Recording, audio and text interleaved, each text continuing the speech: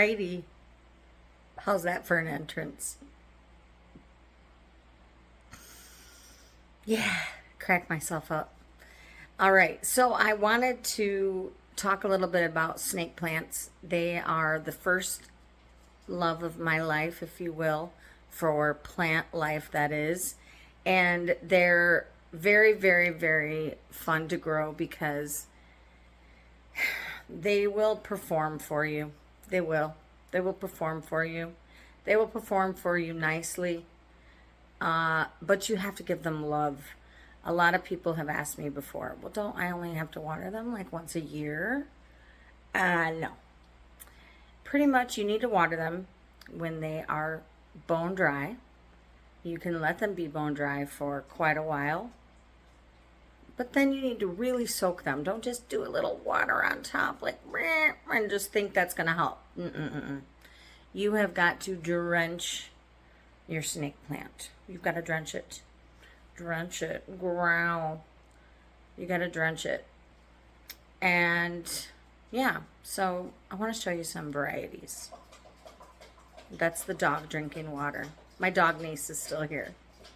She's amazing. I love her. Also, working in a greenhouse is very hot, and you get used to it over time. Yeah, I'm used to it. Hello, hello, hello. All right, so when you think of snake plants, you're probably thinking of the Laurentii. It's also called the striped mother-in-law's tongue, but it's got these variations and variegations in the leaves, and it can get very, very tall, and it's the typical snake plant when you picture it in your mind. Let me see here. I guess I could just lift this one close so you could see it.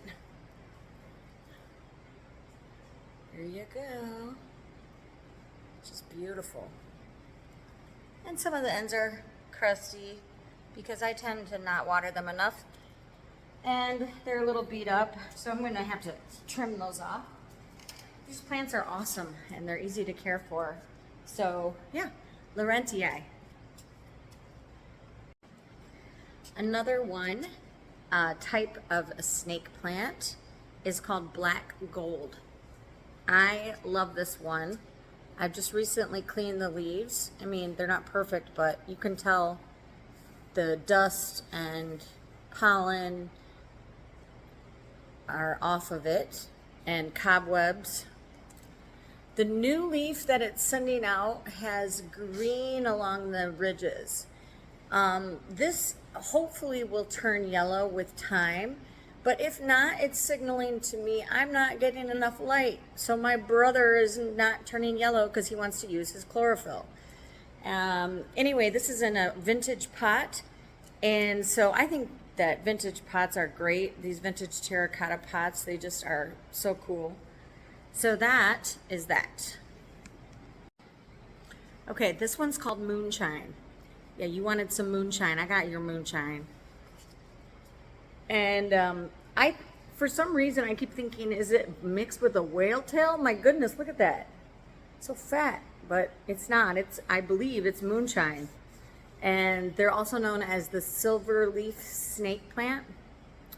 And they're a good grower. They stay kind of more compact. And this one I planted a while back, and this is all new growth, this whole shoot. I would say a year and a half ago I planted that, so that's how much growth it's sent up in a year and a half, plus it's bigger. Okay, this one's called a Future Robusta. It has matte dark green leaves with kind of like a creamish green striad through it.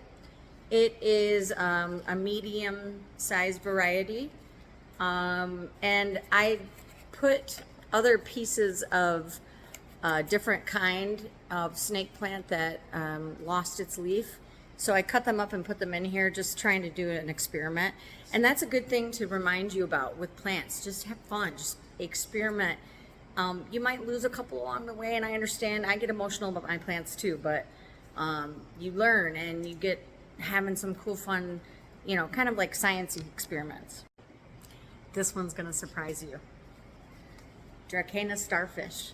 It has cylindrical leaves, totally cylindrical, and they are gorgeous. I love this plant. I've had this one for a while. It was just started out as this middle 1, 2, 3, 4, 5 pronged thing in the center, and all of these shoots have come up. So I also think I took part of it and propagated it in another pot as well. So this was a gift to me, and it's been doing very well. All right, this one's called Futura Superba. It's forming a rosette shape. I love it. It doesn't go straight up like the other ones. It makes a rosette shape, or like an upside down triangle. Very pretty. All right, this snake plant is called Canali Caluda.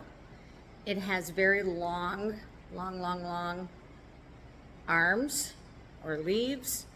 This one in the center, I'm surprised it's thick it is, but it's thinning out as it grows. So these have much thinner striads, and the center is different too, the way it kind of stacks. So Canali Caluda. Okay, so this one's called Starlight, and it is a dwarf variety, so it's not going to get very big, and it also is that rosette shape.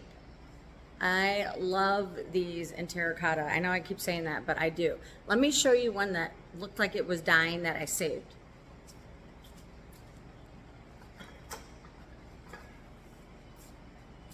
Okay, this one had all brown leaves, completely wilted, okay?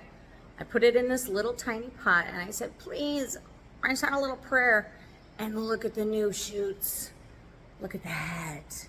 Yes. So, once again, in an old vintage terracotta pot. If you can find these are awesome. I'm telling you, they're all the rage. All right. This one is called a Zeylanica, and it is just gorgeous. I love it because it's got striads that are subtle and dark green. This one is probably ready to be transplanted, although they do love to be hugged tightly in their containers, and they need well-draining soil. But this one's getting close to needing to be replanted.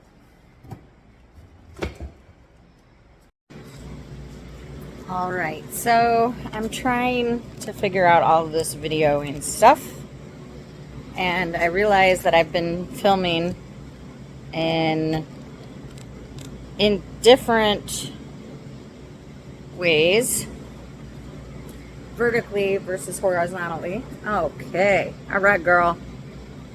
Okay, I wanted to show you snake plants when they're pulled apart, okay? You're gonna find a lot of dead leaves and yellowed parts if it's been in a pot too long and got way too tight. Now, they do like to be tight against the pot, okay? They have very shallow root system, but this was pried apart from a bigger chunk, and now it's ready to be repotted, okay?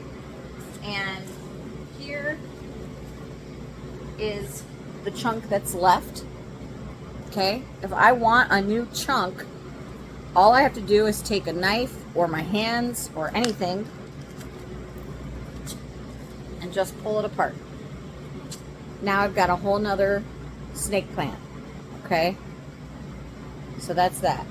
You always want to take the dead stuff off, and it will send out new runners and new shoots, and it's pretty happy of a plant. Pretty easy to transplant. Let me show you one I've already done.